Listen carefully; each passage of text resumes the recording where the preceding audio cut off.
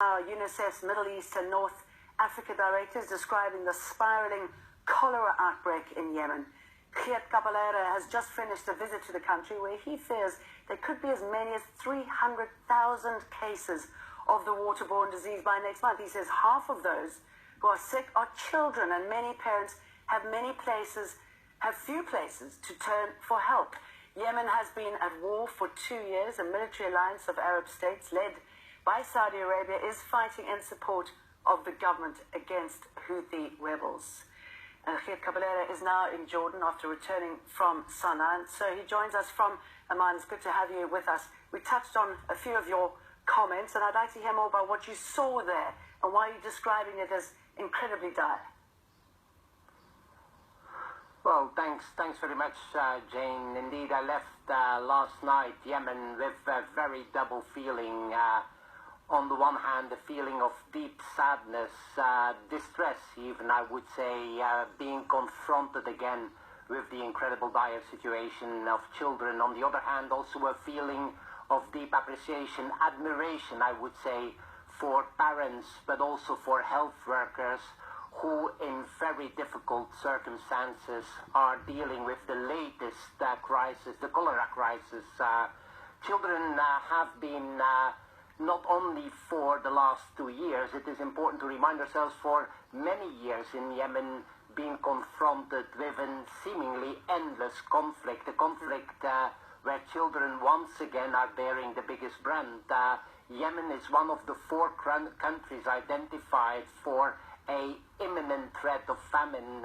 Again, hard-hitting children, with close to 500,000 children currently suffering of severe acute malnutrition. And then, as if that was all not enough, since 4 weeks, a massive outbreak of cholera with over 70,000 reported cases already. And as you mentioned, we fear that the worst still has to come, where again 40% of the children are most affected.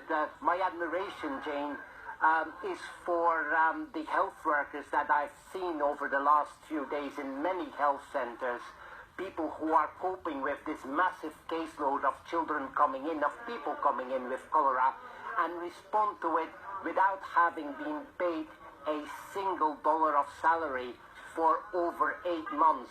Health centers I have visited over the last few days who are operating without a single dollar of operating expenses being covered by the authorities. Admiration also for parents and the resilience of parents who fight to the bitter end for their children. Incredibly to learn from their stories.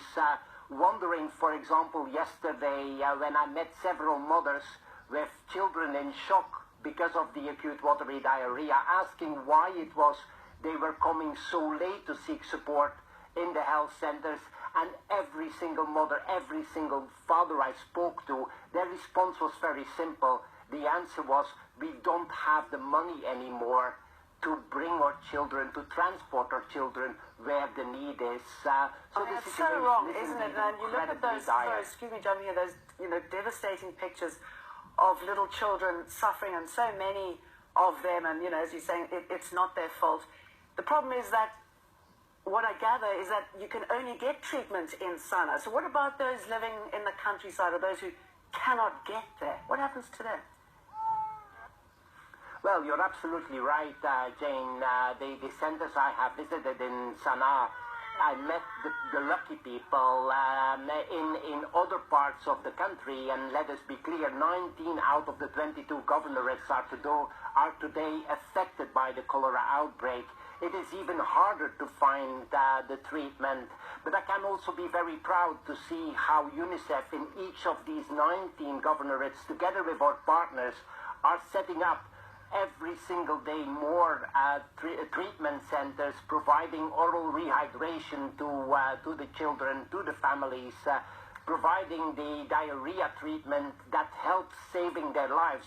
But not enough is being done so far. That's why, as a result of my visit, I call again on everybody to, one, realize how dire the situation in Yemen is, and a situation that requires immediate action from the authorities inside Yemen, all authorities inside Yemen, put your means not any longer in fighting. And if there is one fight you should continue, it is the fight against cholera. It is the fight against the threat of famine.